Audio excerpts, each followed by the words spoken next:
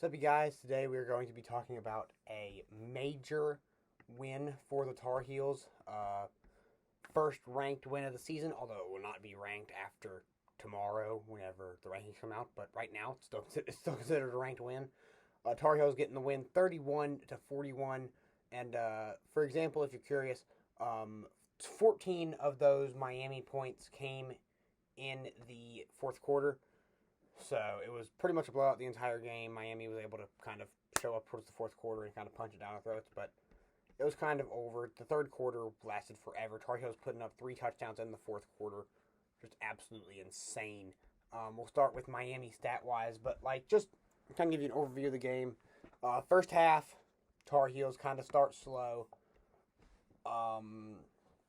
First quarter, Tar Heels put up 7. Second quarter, Tar Heels put up 14 total, and then Miami comes down and just puts up 17. And so Miami ends up going into half up 3, and so that was pretty bad.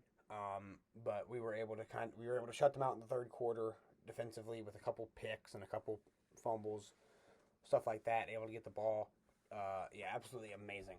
But yeah, we'll start out with Tyler Van Dyke, who didn't have a horrible game. He went 31 for 48, 388, 4 touchdowns, 2 picks. That last pick was the last play of the game. And then rushing, Parrish Jr., 13 for 72. Donald Chaney Jr., 5 for 23. A.J. Allen, 2 for 13. And then Van Dyke, 6 for -9. Those are probably all sacks.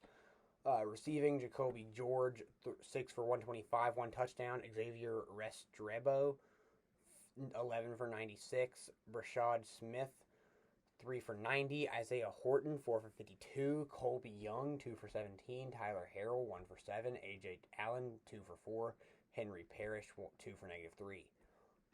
Kick returns, Brashard Smith, 3 for 78. Nathaniel Joseph, 1 for 21. Punt returns, 1 for nothing for Joseph. And then kicking, Borregales had 1 field goal made for 28 yards. Then punting, 4 for 175 for Dylan Joyce. And by the way, punting is going to be a huge thing because the Tar Heels we're going to start with Tar Heels punting. Tom McGinnis, 6 for 230. It says no inside the 20. I'm pretty sure every single one of his punts were inside the 20. Phenomenal job by him. It doesn't say that they were inside the 20, but every single one of his punts were inside the 20. He was absolutely amazing. But yeah, we're going to go back up to the top as Drake May had himself, a decent little day. Nothing that, people are going to say, that's not, he's not doing too good, whatever. He's still not Drake May or whatever. 17 for 33, 279, 4 touchdowns. That's not a Heisman type of performance, especially after how horrible Caleb Williams played tonight, but we'll get to that in the review tomorrow morning. Amari Hampton, 24 for 199, 1 touchdown. Miami going into this game was probably one of the best rushing defenses of all time, with only averaging 56 rushing yards per game. And then, Amari Hampton decided, what, we're going to go ahead and kill your dreams. And then Tez Walker, 2 for 19. British Brooks, 5 for 15. Drake May, 5 for 10. Caleb Hood, 2 for -6, but he got in the last couple minutes. And then receiving, Tez Walker, 6 for 132 and 3 touchdowns. Tez Walker last week granted eligibility. We thought he might be involved this week, might catch a few passes or whatever. This week, his true coming out party, catching 3 touchdowns. Absolutely amazing. J.J. Jones, 2 for 54. John Copenhaver, 2 for 35. Amari Hampton, 2 for 20. Nate McCollum, 3 for 19. Bryson Nesbitt, 2 for 13. No Paysor this week. He had a injury. He might be out indefinitely. I think he was the one who had a broken foot or something. But, yeah.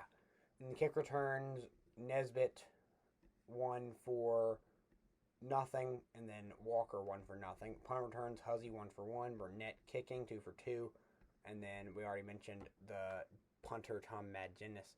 But the reason it's so important is because the starting punter, Ben Kiernan, who's been punting since I've been alive, it feels like he's been punting for us forever. He got injured, had a season-ending knee injury against Syracuse where he took a massive hit.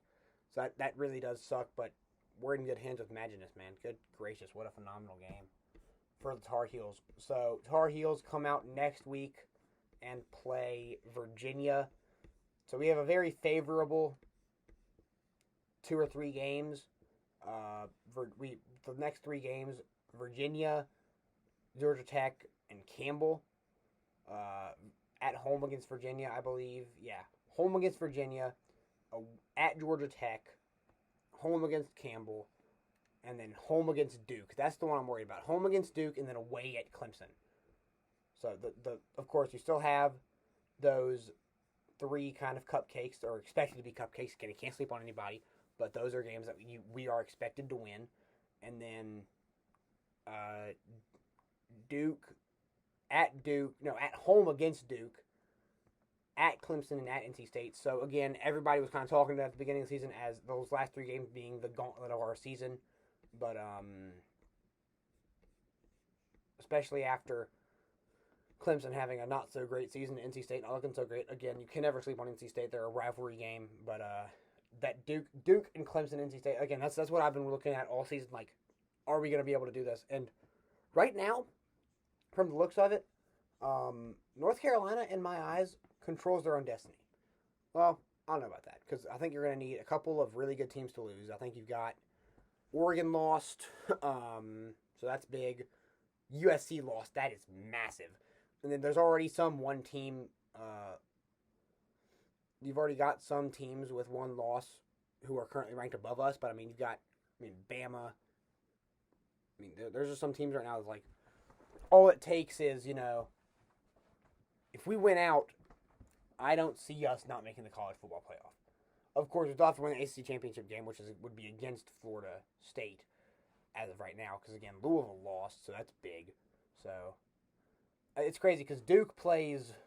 I think I'm going to make a whole video about the possibilities for the ACC championship game, because we're getting down to the nitty gritty, and I'm very excited to see how this game goes, how the season goes. But yeah. So thank you all for watching, and I'll see you guys next time. Peace out.